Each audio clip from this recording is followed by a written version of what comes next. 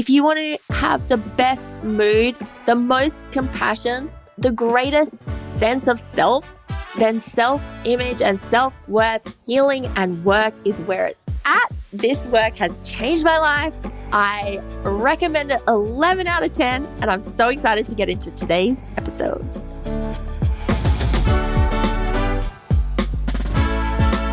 This is Empowering from Within, a show here to remind us how strong and excellent and valuable we all are, and that we all get to love ourselves and our lives no matter what.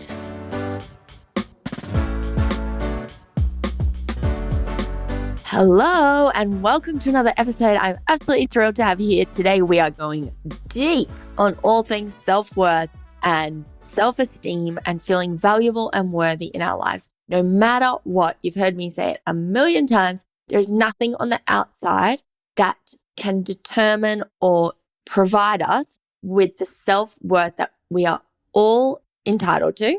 We are born worthy, we know this, but the messaging along the way corrupts the true idea of self-worth that we should all possess, which is that nothing external defines our value or our worth. Nobody can give it to us. Nothing can give it to us. No stuff, no job, no car, no person. We have to cultivate it from the inside out. And the beautiful thing is that it's so deeply empowering when you do this work and understand how self-worth works, because it takes your power back from needing to get your worth from anything external. And the other beautiful thing is that when you value yourself, when you have the beliefs and thoughts and actions and subconscious programming to express your value and worth in your creative field and your electromagnetic field, people can't help but respond to you in a way that values you, in a way that sees your worth, because you do. And as we know, life is a mirror, and it's only going to reflect back to us how we feel about ourselves. And I have got this right sometimes, and I have got this really, really wrong sometimes, because I have chased achievements and career success and social success and boyfriends and all the things to try and fill up my self-worth from the outside in. And it is always a calamity. And if we base our self-worth on the boyfriend, on the husband, on the job, on the clothes, on, I don't know, the social media profile, then we are completely powerless when the job changes or the boyfriend's in a bad mood or we get cancelled on social media, because we are solely dependent on those things to keep us feeling good. I can't think of anything more disempowering than that. So let's talk about how to actually cultivate true self-worth that is not externally dependent, that does not require external validation. And also, sidebar, we all know the people in the world, like Hollywood actors, and I don't know why I just said actor, but here we are. And like people on social media who are constantly proving to us like, hey, look, I had a really great holiday. Hey, look, I'm such a perfect mom. Hey, look, my children are all neat and perfect and good looking and achieving stuff. And they're drawing the self-worth from us. We can feel it being siphoned from us. They want our adoration and our validation to them to say, yay, wow, you're the best. And that is like literally low frequency, energy sucking way to get your self-worth. If you need a crowd of people to tell you how good you are, that is doing them a disservice. And also, it's like you need to put yourself on a pedestal to put other people beneath you to feel good about yourself. Could there be anything more uncool than that? And I'm not saying don't post on social media. Like, we love it. We love seeing your life, share away. But you can smell it a mile off when someone is posting to show you or show us how good they are or how amazing they are and get all the validation and praise from us. And it's like, we can't provide that for you. You got to do that for yourself. We will celebrate with you. We will happy dance with you. But unless you are propping yourself up, we're not going to prop you up for you. So that's my social media PSA. Like, here's an analogy. Imagine the wealthiest person you know. They are rich. They got no issue with money resources. They don't tell you they're rich. They're not going around saying, I'm wealthy, I got this much in the bank, blah, blah, blah. Truly wealthy people that know they have a bunch of money feel no need to tell you. And this is where we're going to get to with our self-worth, where we know so deeply our value and the attributes and character and internal resources that we bring that we don't need to tell anyone. We just know it, and it exudes off our creative fields. It exudes off our energy so that people listen to us. People see our value. People ask us our opinion. People let us speak. People don't treat us like trash bags because we don't see ourselves as trash bags, but we also don't need them to. We don't need anyone to prop us up. We don't need the job to feel our worth. We don't need the, label, coat or bag or whatever it is to tell us we're cool and worthy and valuable, because we give it to ourselves. We have a strong internal foundation of our worth and our value, and we base it on the real things that bring us value. So here's a personal example from when I was in hospital at 18, and I went in there. I had been a university student, just minding my own business. Was I doing well in life? I mean, not particularly. I was in my first semester of university. I was not really going to classes. I was more interested in drinking and partying. I was looking for a job, a part-time job to go with uni. So I was way more interested in hanging out with my friends and doing like theater, sports and drama stuff and buying clothes than I was in self-development. However, I saw myself as a regular, fun, smart, young girl that was just at the start of her life, going places, about to build her education qualifications to another level, following school. I had traveled. I was at college and just having a blast. And so when I woke up and my entire identity had been stripped away, I had lost 3 limbs. I suddenly had no health. I had no ability to go and study. I had no ability to work. I was literally fighting for my life. I was covered in burns. My skin and eyes and lungs and mouth and hair had all fallen out. Like, I was on tube situation to help me breathe through my trachea. Hospital peeps will know it's a tracheostomy. Breathing for me, they were suctioning out my lungs. I had tubes in my nose going down to my gut to help me feed. I had a catheter to help me go to the bathroom. I literally had no function. I was completely, for all intents and purposes, I was completely useless and valueless. I was a pretty much barely alive body. But for some reason, hint, hint, my energy field, so everything that made up who I was outside of my physical body, caused the nursing staff to absolutely love me. Like, they honestly saw me as such a valuable person to save my life. And I know in my heart that it's because of how I saw myself. I had the energy and the self-perception of a young uni student at the start of her life. And as I woke up, knowing so deeply who I was despite the horrendous external circumstances was the number one thing that got me through that period of life and that grueling, horrendous recovery that I then had to undertake to one by one start functioning on my own and removing all the tubes and building the strength to lift my head off the pillow and roll over in bed, and then eventually don a pair of prosthetic legs and learn to balance and walk on them step by step by step to eventually return to university. The only thing that kept me going was how I knew that I was not what I sounded like on paper. I was not just a carcass of a body that had been deeply and irreversibly injured. I was a heart and soul and a young girl ready to embark on the journey of her life to get back to her regular life. And I was able to make decisions and behave in a way based on the self-image of a young girl at the start of her life. And later on in life, I certainly fell into the trap of getting my worth from achievements. I was certainly on a roller coaster to get my health back and my eyes in a good place through a lot of like surgeries and therapies. I wanted desperately to get back and be a normal 18-year-old girl with my friends.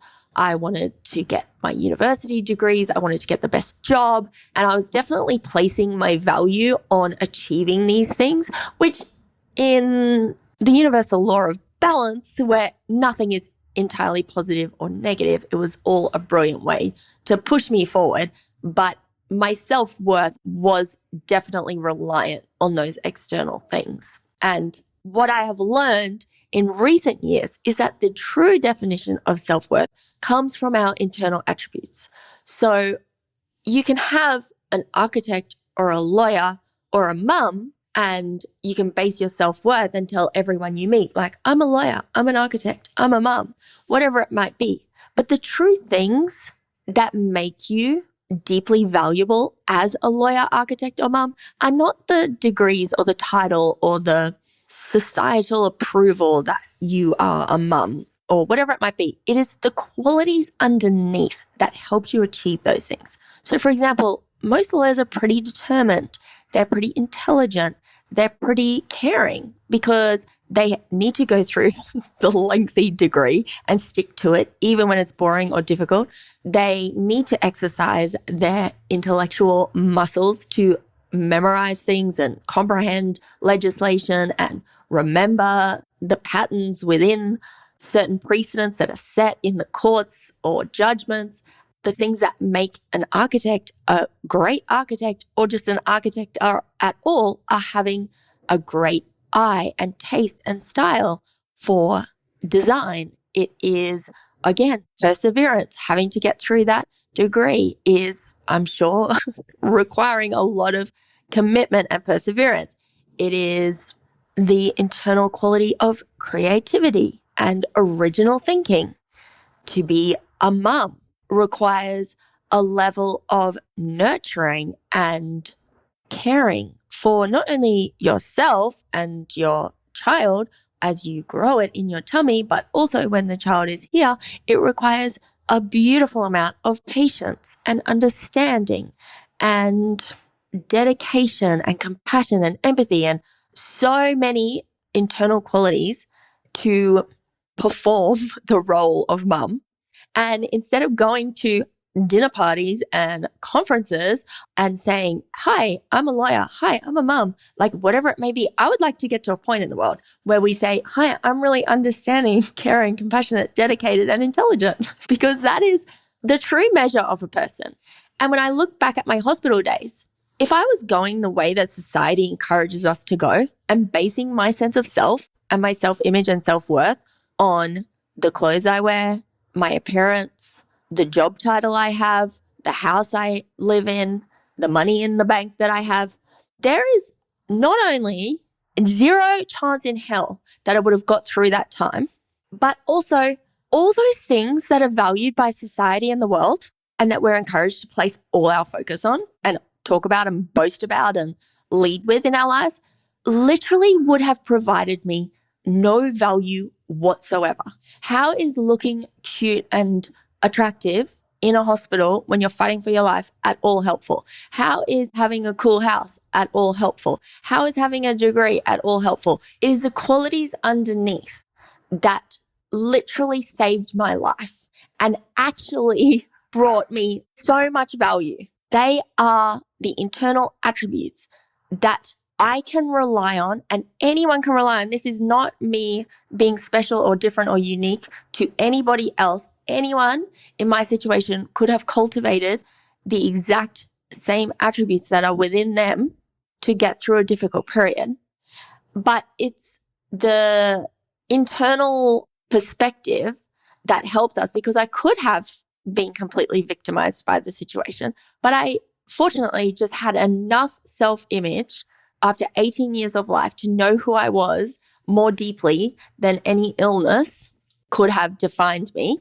And the determination, the humor, the intelligence, the patience, the perseverance, the willingness to literally never give up, the open mind that I have, all these qualities are the only thing that got me through. They are the true definition of value because they saved my life. They helped me rebuild my life. That is what makes me valuable, not the external stuff. It is the qualities within us.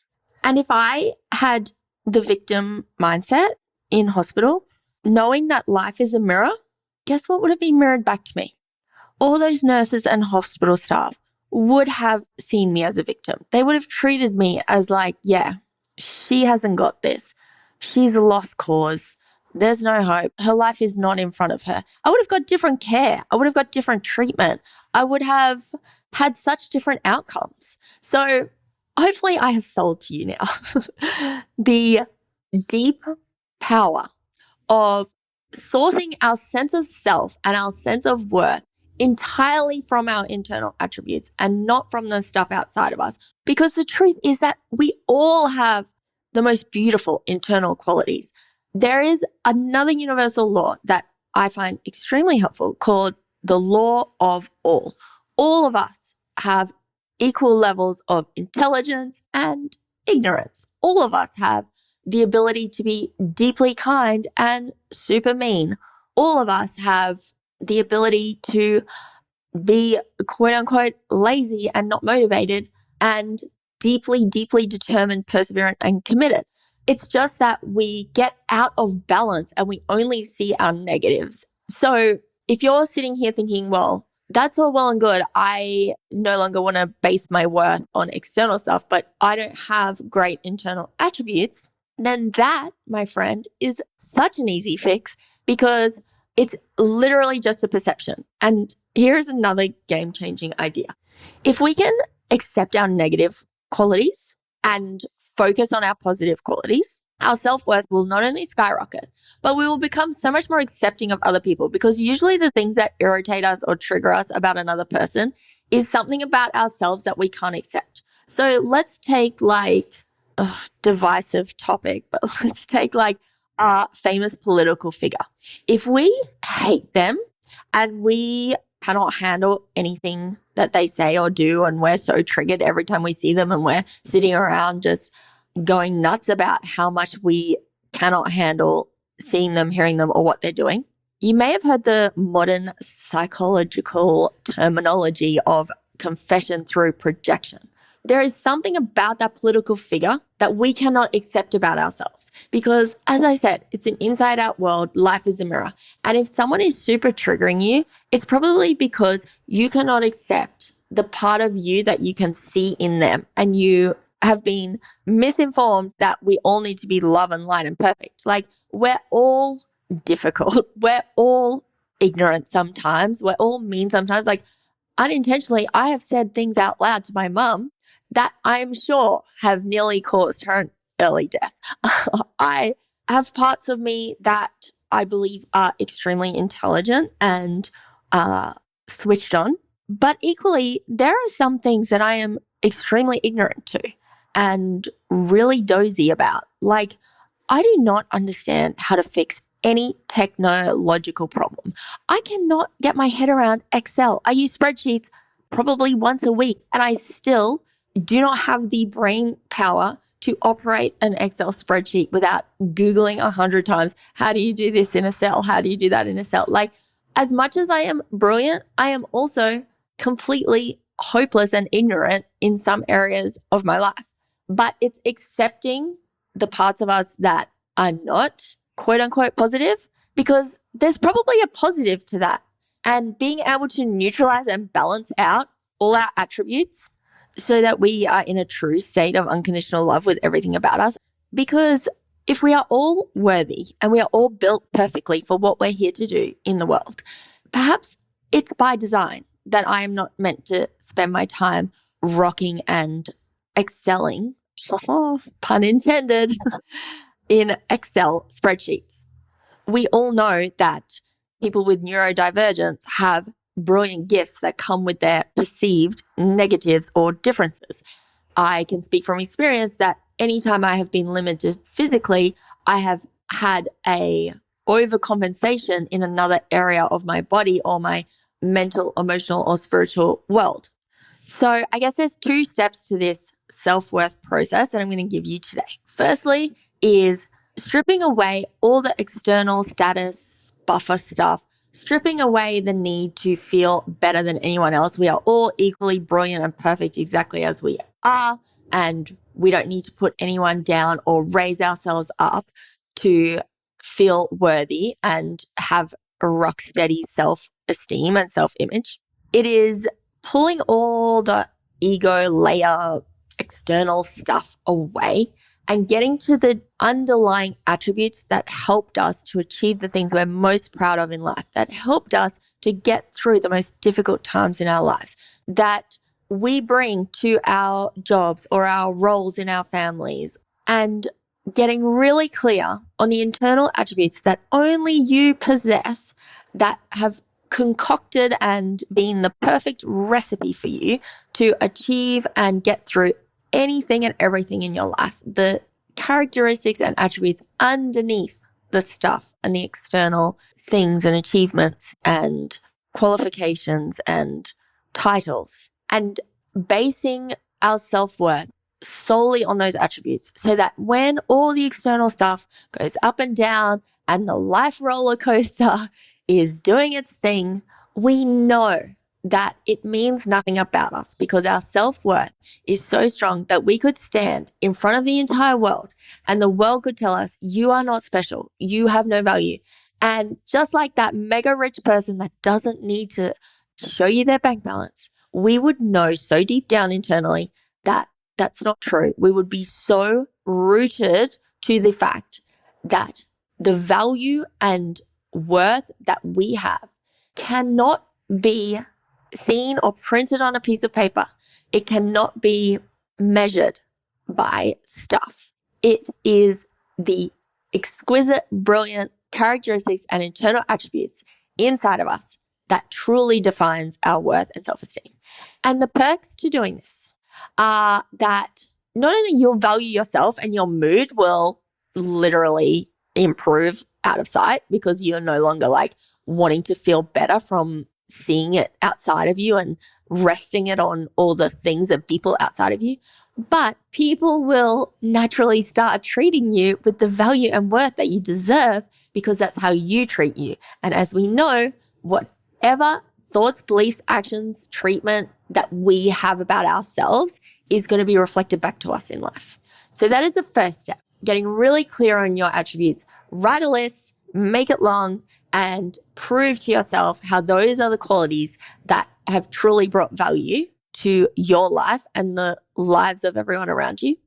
And then if there are qualities about yourself that you perceive as negative or holding you back or less than or whatever it might be, start to neutralize them.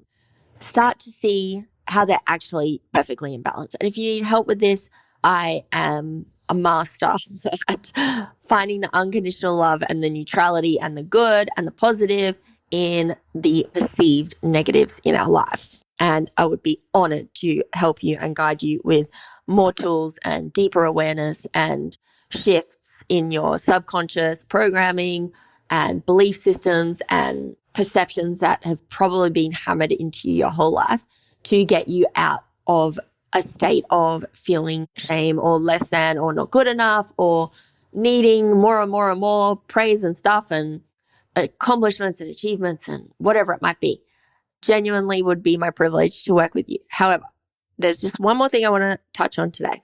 Here's the other benefit of understanding where our self-worth comes from and doing this kind of inner work. Because once we know that our inner worth comes from inside of ourselves, once we know that people are usually seeking that validation from a place of unworthiness when they're on the gram and the TikToks being like, look how good I am at this, and they're needing to say it and prove it and wanting our validation. Once we see that someone is triggered by someone, maybe it's triggered by you, maybe you're triggered, it is such excellent insight into how they feel about themselves. And not only do we cultivate our own self-worth from doing this work, but we start to see other people's motivations very transparently. And the next time someone's like, you are so irresponsible or you are crazy, and they are rejecting a part of you or triggered by a part of you, you now have the insight to know that what they're saying is actually a reflection of how they feel about themselves. And once you have your own self-worth sorted and it's not triggering you, you can see that there's something about their own life that they can't accept. There's some kind of self-worth wound within them that is making them feel triggered. They have a self-image perception that maybe they are not feeling 1000% good enough and they need to post or say or prove it to everyone, look how good I am, or look what a great mum I am, or look how classy I am.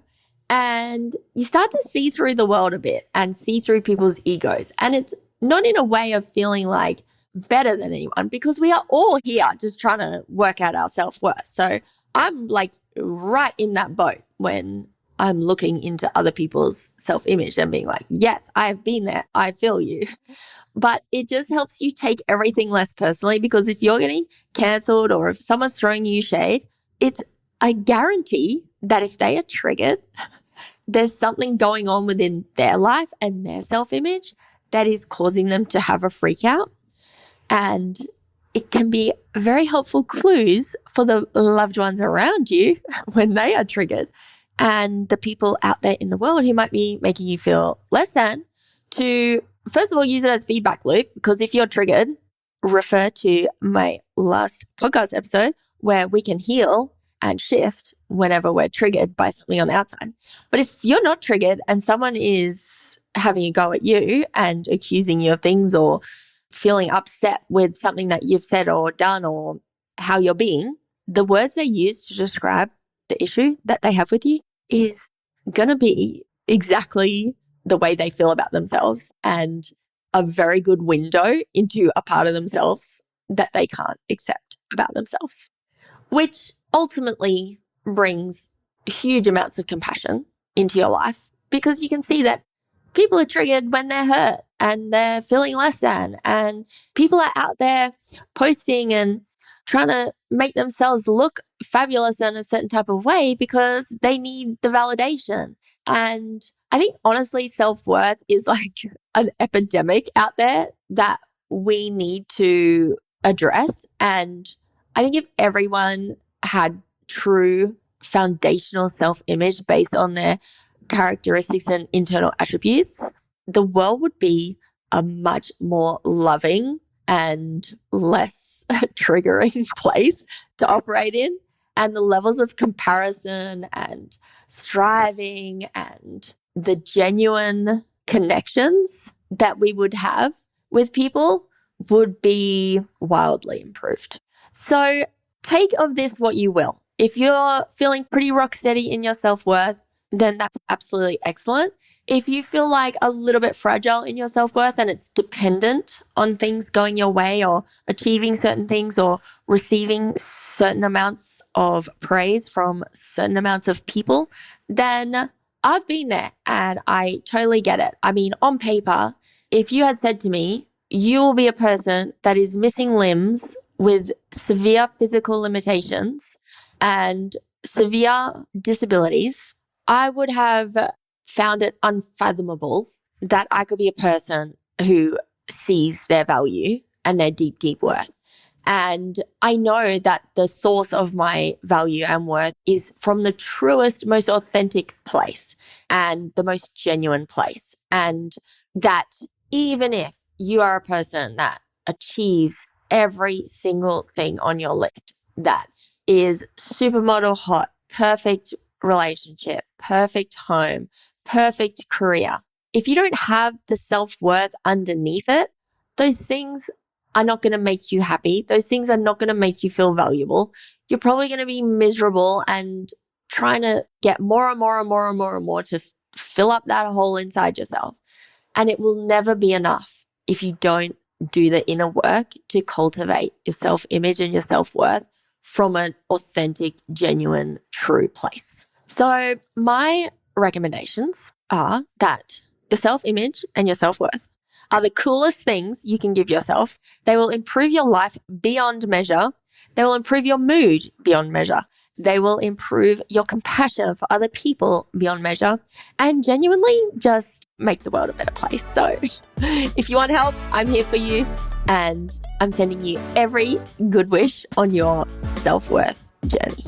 Oh, and final thing, we're taking a little break from the podcast because we're creating some deeper, hardcore, incredible, extraordinary online courses to go deeper and deeper and deeper into self-worth and reflections in our creative field and unconditional love and emotional mastery. So we'll be back, but small hiatus for now. If you miss me, because I'm going to miss you, you know where to find me.